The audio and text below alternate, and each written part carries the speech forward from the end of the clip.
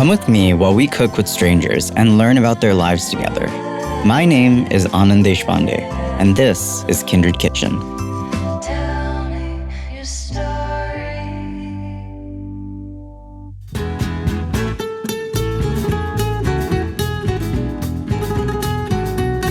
Mexico City is the largest city in North America, and it's changing fast. Today, I'm meeting our new friend Anna, a lifelong chilanga, or resident of this city. She's seen the effects of gentrification on her hometown. In fact, while we tried to get all of our ingredients from traditional markets today, we did have to pop into a certain American big box store to complete our list because there just aren't as many markets in this neighborhood anymore. Now, the fonda is traditionally a place where Mexican urbanites can get a cheap full meal called comida corrida, but they are disappearing rapidly in certain parts of the city as a result of gentrification. Ana and I are cooking one of the dishes she's always loved getting in fondas, chile relleno. Fire-roasted poblano chiles, stuffed with cheese and fried with a soufflé coating. I've had this a million times, and I've never known just how hard it was to make. I used to live in Condesa, and I used to go to a place that I even called it Los Viejitos, because it was owned by older people. And all the people that would go to that fonda were like older neighbors of that place that I used to live. And then the other day I saw that it's like a fancy restaurant, so it's not La Fonda de los Viejitos anymore. It's a restaurant. That I would not like to go. Was it the same people that just remade the restaurant, or? I think that they sold the restaurant. They sold the restaurant. Yeah, or they rent the place. I don't know. I remember that it was owned by the family. Yeah. And then you would see grandchildren coming back from school, and all the neighbors would go there for lunch. Unlike much of the American conversation around gentrification, in Mexico, a key cause of gentrification is actually digital nomads, expats, and foreigners. I'm American, I don't like to wait. I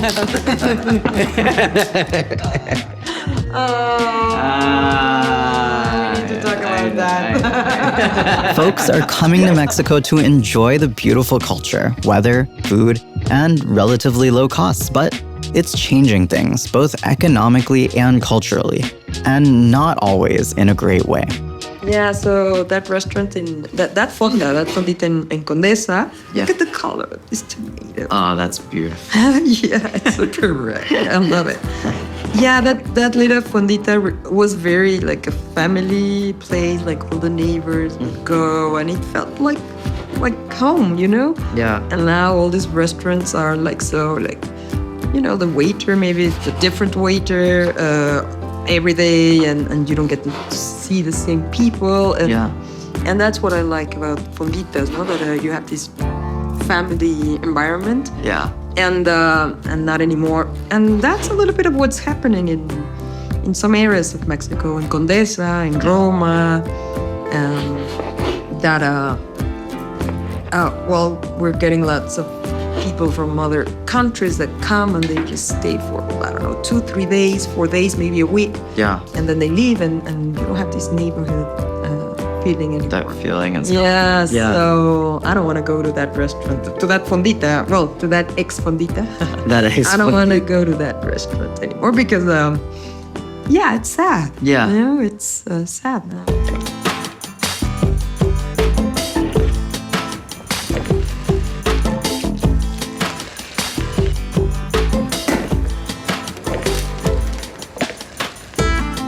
So a lot of people from outside are coming to Mexico, and it's positive that people are coming. And besides, Mexico is a very friendly country with everyone. I mean, we receive everyone. We have received people from wars, so they're welcome to come. Recently, we just had a president from Bolivia that we had him here, but we have this tradition of having people from all over, and they feel welcome. But this migration of these digital nomads that come and they're very wealthy, has an impact to Mexicans. Because I don't know. You know what the minimum wage in Mexico is? No. Take a guess. I don't even think I could.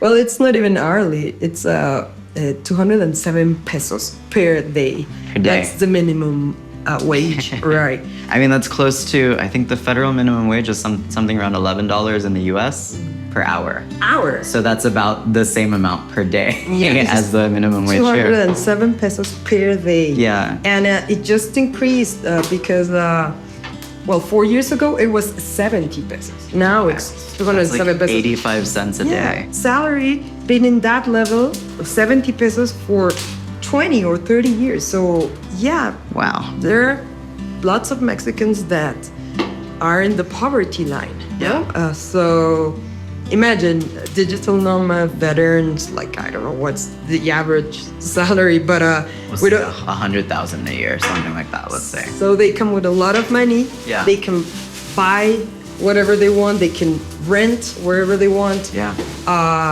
And well, that's brings the problem of displacement of the local population of Mexicans, of Chilangos, no? Because they're renting, or because and the rentals are changing over to Airbnbs? Well, they're renting, they're buying. Yeah. They come and they stay at Airbnbs for, I don't know, a week or 2-3 days. So, yeah, but that's not their fault. Yeah. And it's not our fault. I mean, it's a very complex problem, but I don't know. I don't know what else to say. So maybe. Do you feel like the city is changing because there are so many foreigners who have come now? Like the culture of the city is changing? It is absolutely changing. Yeah. People are trying harder to speak English. Like if you go to a restaurant, there are some restaurants that even ask when they want to hire someone, they ask them if they can speak English. So yeah, even some signs. I don't know if you know Alvaro Obregón, this big avenue in Roma neighborhood. Okay. You can see some signs in English already, and it's like, hey, no, this is Mexico. A little bit of what happened in Cancun or Playa del Carmen or Tulum, that everything's in English, and in dollars, and it's like, hey, no, that feels like we're being colonized again. So it's not like we don't like people from the outside to come. We just don't like that they come and they bring their rules. Yeah. With them, no? Like they think that everything's like in America or in the States, and they want everything to be like that. No, it's not like that. Yeah. This is Mexico. I mean, I know like it has to be good for the economy overall in terms of people are coming and spending money, and that money is staying here. It's not, it's, you know, as interesting you said, it feels almost like you're being colonized again. And you are from the standpoint of there's people with power, I guess, coming here and taking a resource. Here, the resource is space and the luxury of a lovely place, this really awesome country. But in the same token, like previous colonialism was where they would take things away, right? And here, it's interesting because the money stays. Yeah. They spend the money. I come and I spend my money here, right? It's a little different. It's a concept that I don't know, maybe a sociologist should talk about it. Because I honestly do not know how to call it. I call it that's, I kid and I say that's neocolonization. Yeah. I don't know if that's an actual word or if it exists or not, but it feels like that. How we get treated in restaurants or places. Like, well, as you can tell, like, I'm white and I'm not representative of the Mexican population, but when I go to places, I get treated differently because they think I'm American or from another country, from Russia. They think that I'm Russian. And so, yeah, being blonde in Mexico is an advantage, is a white privilege. And now that's happening at restaurants, no? Like Yeah. if you see a white person versus a darker skinned person, Yeah. they would prefer to see the white person rather than the dark skinned person, no? Yeah. And so yeah, that's also causing some friction with Mexicans, Yeah. because we feel that they don't want to serve us, or that they don't want to sell Yeah. something to us, or Yeah. yeah. It's really interesting because I come to Mexico and I love it here. Part of the reason is because everyone looks like me. And I feel like I'm part of it. And one thing I realized the other day is I don't just look Mexican, I look like a lighter Mexican, Yeah. typically. Yeah. And so I'm probably receiving that privilege here without even noticing it. Yeah. And well, you also speak Spanish, and you try to I try. yeah. I mean, but I think that some Mexicans we do appreciate when they try to know more the culture. Yeah. Yeah. One key problem that occurs during the gentrification process is that the folks that come in are often catered to and end up having more power over the community that they've entered, even if it's not intentional. And this can end up making the folks that have been there for generations feel unwelcome in their own communities. This year they told me that they are going to sell the apartment where I live, so I have to find a new place to live, and I'm worried. Yeah. I'm worried. Yeah, because I don't know where I'm going, or I'm not sure how much I'm gonna pay now. Yeah. It's complicated. So I would want to stay in this same area because I have all my life here, but I don't know if that's gonna happen. I mean, I've been checking some rents and they're very expensive. So I don't know. Yeah. I don't know. Maybe it's time to let go and anicha, you know, this big pasana concept of letting go of impermanence. Maybe. And I don't know, try to get a different place. Yeah. So yeah, maybe I should try to look somewhere else, and I don't know, a different neighborhood or a different state, maybe Oaxaca, and then go and gentrify Oaxaca. You know, we're all gentrified. Yeah, absolutely. I mean, if you're coming in and you're different from the people there, Yeah. and you have more money, Yeah, but now the question here is, how do we make sure that this gentrification is not that harmful? yeah, Not to the area that we go, and well, Yeah. that's one. But I how do you think- bring the people there along for the ride? I mean, a lot of the things that you described, I'm not, you know? I'm from the United States. Okay. I am currently staying in an Airbnb in Condesa, and like, I'm part of the problem.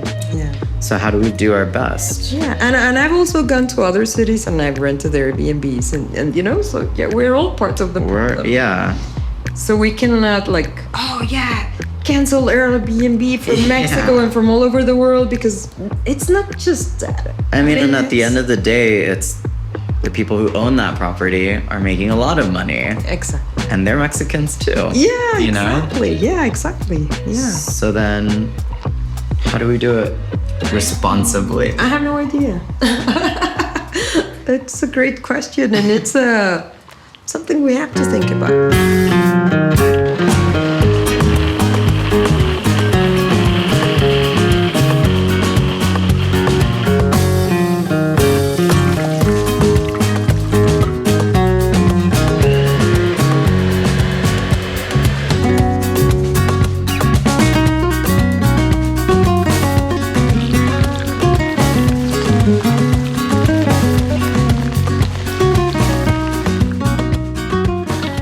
I'm so excited to eat. Yeah, they look great. Mexican food has such a way of taking like such a specific set of ingredients and making magic out of it. Yeah. Like, how many things can you make? Corn, tomato, bean, and chiles, and you have like a million things. And this is just, it's such a simple sounding recipe, but turns out so beautifully. And it's Except for the capeado. I know. That gets... Way too complicated. I got a little nervous there. Yeah. that it might not come out, but...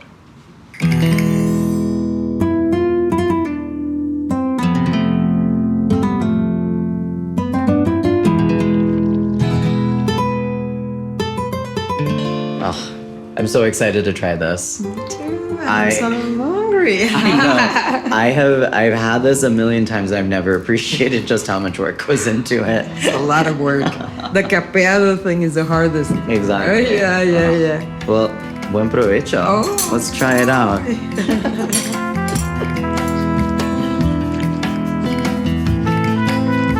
Well, sometimes you get lucky and get the spicy one. Mm-hmm. Lucky. Is it too spicy or? No? It's perfect. That's exactly right. 'Cause I don't eat a lot of chili. The first time I had this, I was afraid that it might be a spicy dish because it's chile, but it's perfect. Ah, it's amazing.